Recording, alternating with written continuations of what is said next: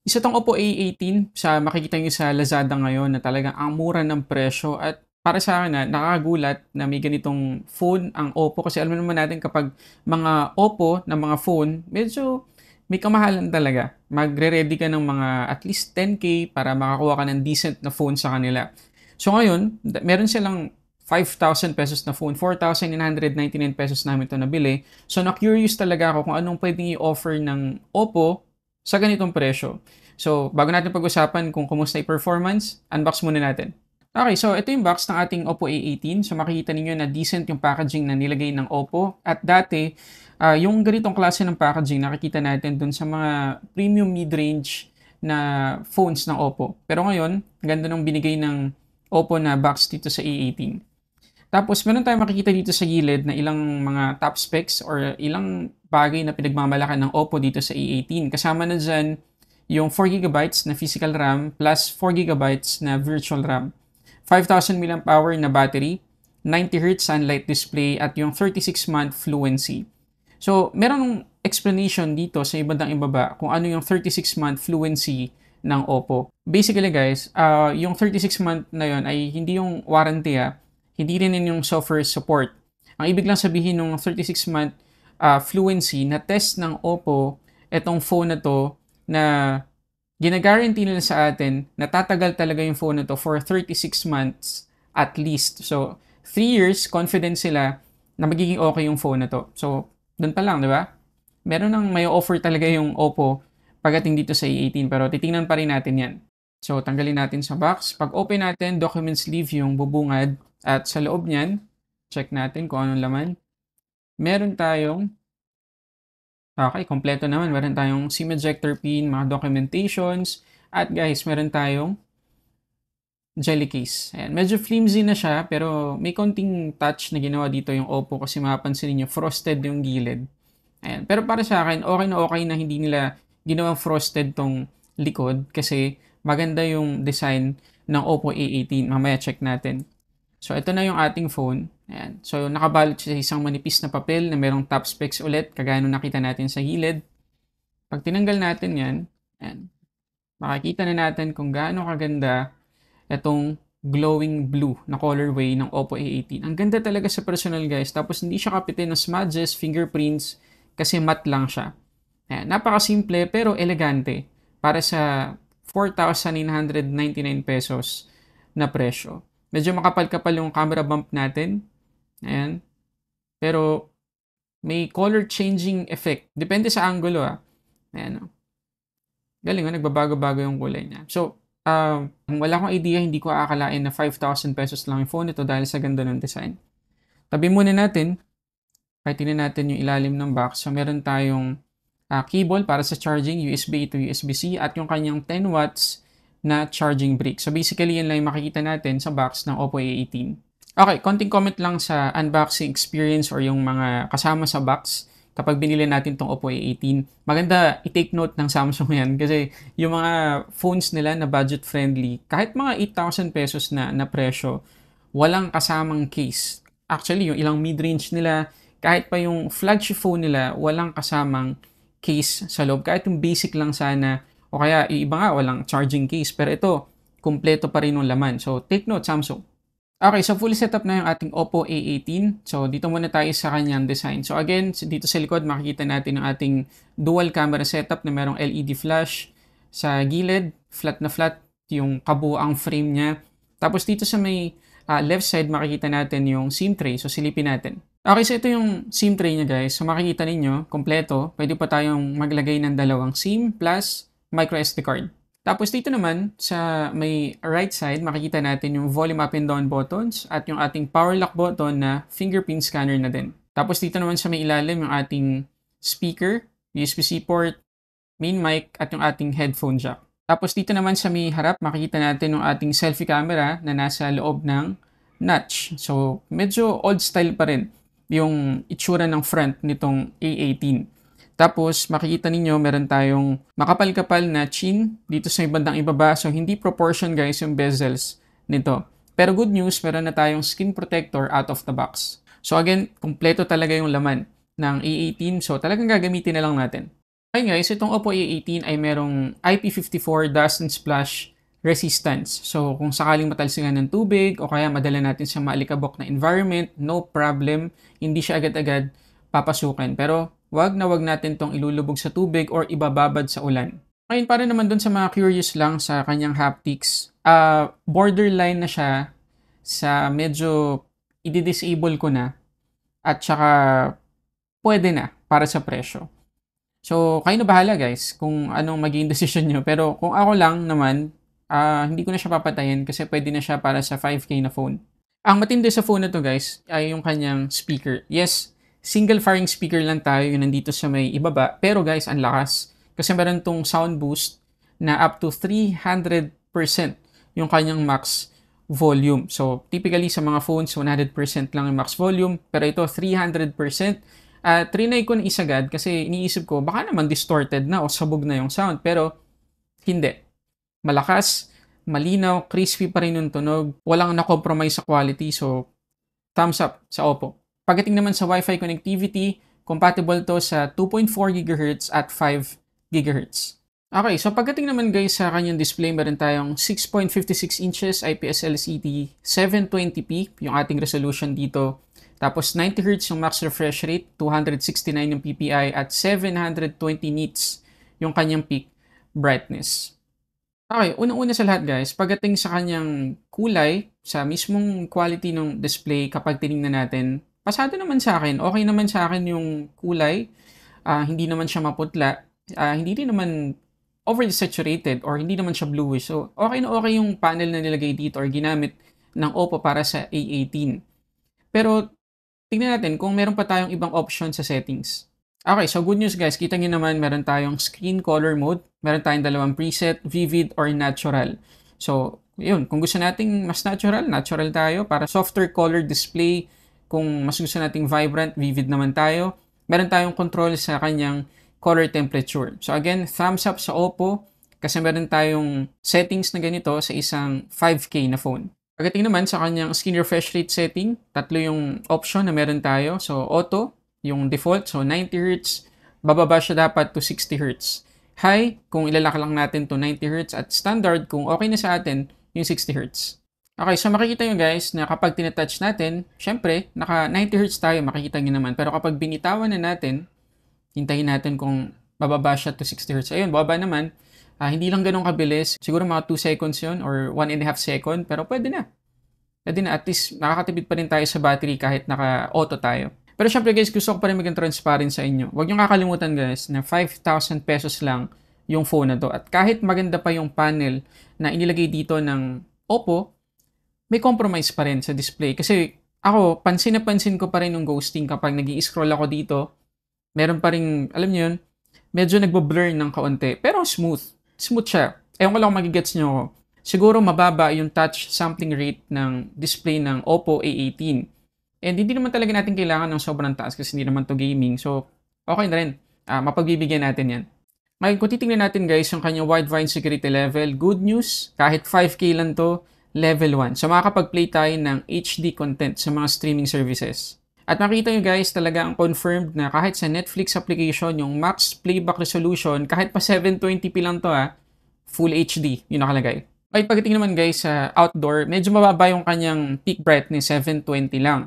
Pero ang nakalagay dun sa specs ng Oppo ay sunlight display. So, kapag tinignan natin or ginamit natin yung phone na to outdoor, makikita ninyo na visible pa rin yung display. So, talagang totoo naman yung sinabi ng Oppo, pwede natin itong gamitin kahit sa katirigan ng araw. Okay, so pag-usapan naman natin ngayon yung performance. So, out of the box, naka ColorOS 13.1 tayo on top of Android 13. Helio G85 yung kanyang chipset, 4GB yung kanyang physical RAM, at 128GB naman yung kanyang internal storage. Okay, dito ako medyo nakakita ng maraming red flag sa Oppo A18. Una sa lahat, para sa akin kapag ang isang device ay 4GB lang yung kanyang physical RAM, dapat automatic naka-Android Go edition na yan. Dapat hindi full-blown na Android OS ilalagay. Kasi syempre, napaka-limited ng resources nung phone na yun. Tapos, yung skin, kung meron man na ilalagay dun sa phone na 4GB lang yung RAM, dapat trimmed version din or light version din para mas magaan yung feeling. Pero dito sa Oppo A18, hindi yun ginawa ng Oppo. Talagang full-blown na Android 13 at ColorOS version yung inilagay nila. At isa pa, ang daming bloatwares, ang daming pre-installed applications na kailangan mo pang i-uninstall or i-disable. So, depende sa atin guys. Kasi kung ako lang talaga yung tatanungin, medyo ano sa akin yun, medyo red flag talaga. Nakakakamot ng ulo talaga ba't ginawa ng Oppo yung ganun. Pero, ganun talaga. Tapos, yung kanyang storage ay eMMC 5.1 yung version. So, hindi pa UFS. So, expect nyo na guys, na kapag binili nyo yung phone na to, be ready sa medyo slow na performance. Hindi siya yung typical na Android phone na bibili natin sa ibang brand na medyo nakakahabol pa rin ng performance kahit papaano. Pero ito, medyo may struggle ng kaunti talaga. Ito ba guys ang matindi dyan? So, ito yung kanyang Antutu score. Kapag naka-off yung kanyang memory extension, so 271,000, almost 272,000. Pero kapag ginamit natin yung RAM extension or yung virtual RAM para maging 8GB siya, bumaba pa guys yung score or yung performance natin. 258,000 na lang. So, nakikita nyo yung sinasabi ko kanina, kahit na may memory extension tayo, bottom line, 4GB pa rin yung kanyang physical RAM. So, dapat yung trimmed version na ng skin ng Android or yung Android mismo yung ginamit dito. Ay, para magka-idea kayo dun sa mga bloatwares na sinasabi ko kanina. Ayan. Puntahan natin tong app drawer niya. Kita nyo, ang dami. Meron tayong LinkedIn, meron pang mga ads dito para sa hot apps tsaka hot games. Meron tayong Lazada. Syempre, ginagamit naman natin talaga yan. Meron tayong TikTok, Spotify, WPS, ano pa ba? Fine Easy. Tapos, meron tayong Agoda, Booking.com, mga ganyan.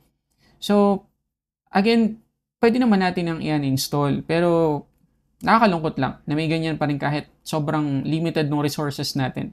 Ngayon, itest natin siya guys dito sa Google Maps. Okay? So, una sa lahat, okay yung ano niya, okay yung performance niyo. Ang bilis mag-zoom out, ang bilis mag-zoom in. Try natin ulit. Ayan, okay naman siya, di ba? Oh. Meron pa tayong ano dito. Ayan, ilang mga information na pwedeng tingnan. Ayan, kanina nga nakapag-Google Street View, Google Street View. Ayan, okay naman siya.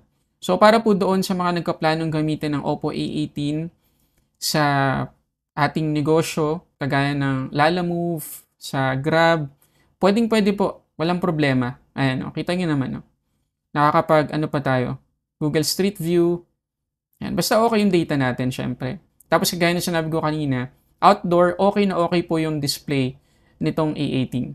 Ngayon, syempre, itong A18, guys, 5K, di na natin dapat asahan na maging okay to sa games. Pero pakita ko na rin sa inyo for the sake of makita natin yung actual performance sa gaming kung talagang hindi ko kayo mapigilan na maglaro.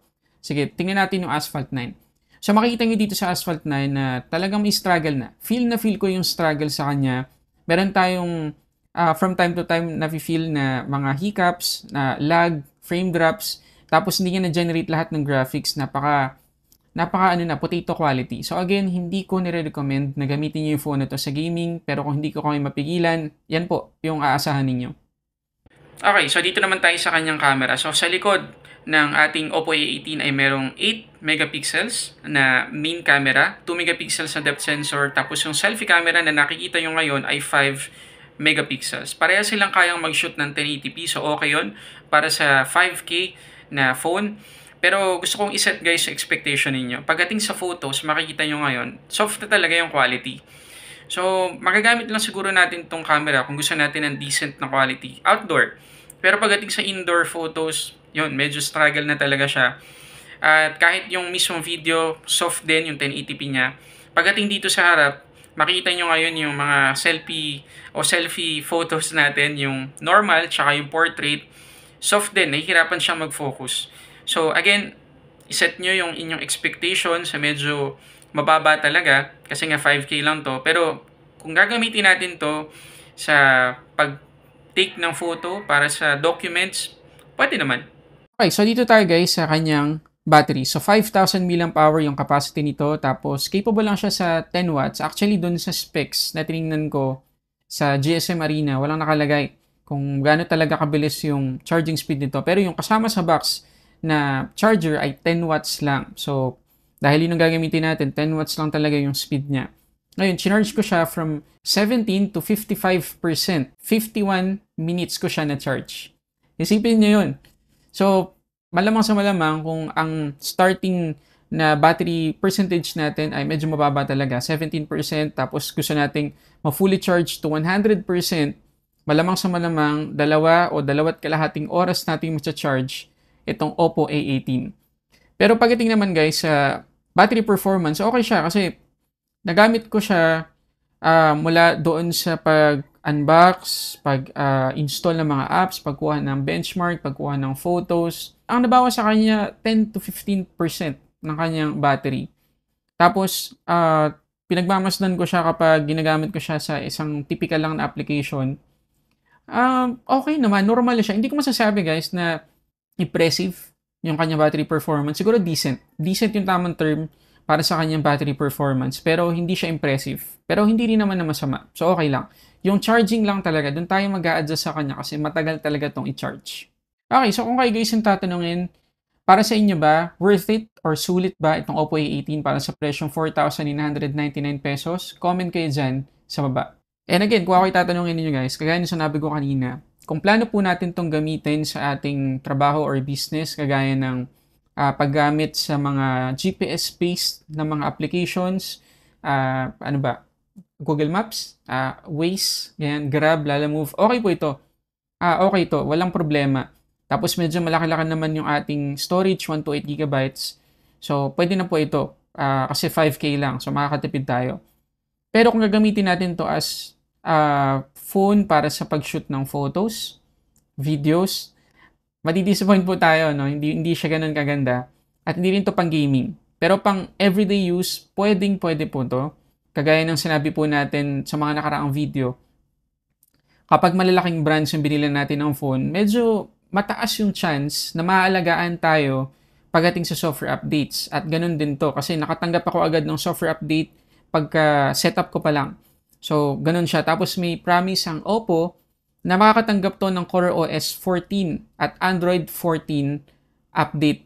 So, malaking good news yun. Pero sana lang talaga gawing ano to, ewan ko kung makahabol pa yun pero sana ginawa ng Oppo na light version, yung ColorOS, tapos Go Edition, yung Android, para mas feel natin na maganda yung performance. So again, para sa akin, kung pang everyday na applications, Facebook, Instagram, at hindi tayo talaga magte-take ng photos na magaganda, sulit siya para sa 5,000 pesos. Pero gusto ko marinig ang opinion ninyo tungkol sa phone nito, lagay nyo dyan sa baba. So maraming salamat guys sa panonood para sa samot-saring unboxing reviews. This is Sulit Tech Reviews.